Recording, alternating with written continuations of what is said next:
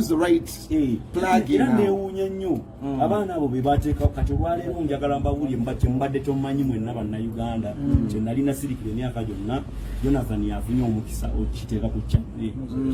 Good Life Radio ne Weasel be banteekako ekintu ky'obulogo kati olwaleero badde ombuuza kyavaawa interviews be banteekako ekintu Ssuuna mulogo nga kye bafa abantu bali bamanyi Ssuuna tujja kusiba nno ebintu nakuza katwogera nabukakafu be bakuteekako obuloko ngenda nina recording era omuntu enaavaayo nanga nti kusebo kyoyogedde kireete mu bundi nina recording nejjumugirayo gimuteere waliyo nagitereka so be batandika ekiboozi era naliko ku radio era nenkola ne recording eyo ng'oli ayogera kitegera bulungi ate yetakyajjukira era ayinza kwekasa okutaddeko ekimizi ekirina kimanyi era nakitereka mu kompyuta yange be batandika nti Ssuuna mulogo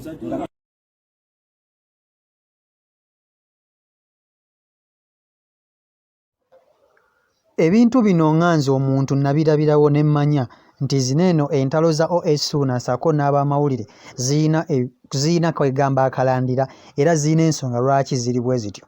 Kakati ng'akatambi k'ova okuwulira OS Ssuuna abadde agezaako kwogera okulaga ensonga lwaki abantu bamuyita omulogo n'ababwira n'ensonga lwaki ekintu ky'obulogo kijja kimutambulizibwako oba okitegeera. Tujjukira nti OS Ssuuna yali akozeeko n'abayimbi nga ba Radio and Weasel gye buvuddeko era ye agamba nti yabaleeta wabula mu kwawukana agamba nti batandika okumuyita omulogo ku lwa success gye lyalina era kyekyabawukanya abasatu abo oba okiwulira. Kakati abawulire kavidiyo kano katambudde nnyo era katuuse ku mukulu Weasel Manizo.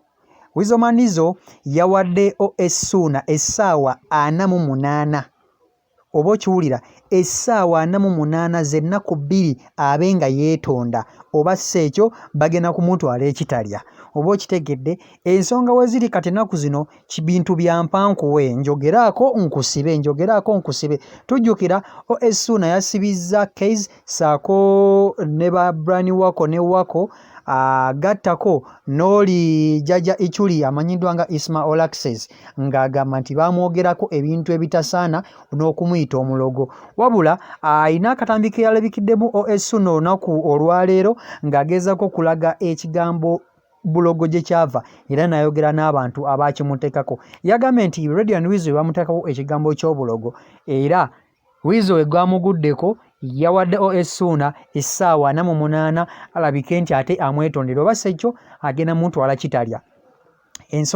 Amawulire genina amalungi nti OS Ssuuna yazzeemu kwegamba yakoze ekintu ekituufu era ng'omuntu amanyi eno platform wetambula yagenze maaso n'abanga ate yeetondera Weasel ne radio mu bulungi oba okitegeera. Jjukira bali bapatana bali kwegamba bali bakolagana bayimbangako bonna oba okitegeera era yavuddeyo n'akola posti empanvu ng'agezaako okwetondera Weasel ku ebyo ebigambo byamwogeddeko okuba nti yamubrandinzeeko nga bwe yamuyita omulogo oba okitegedde.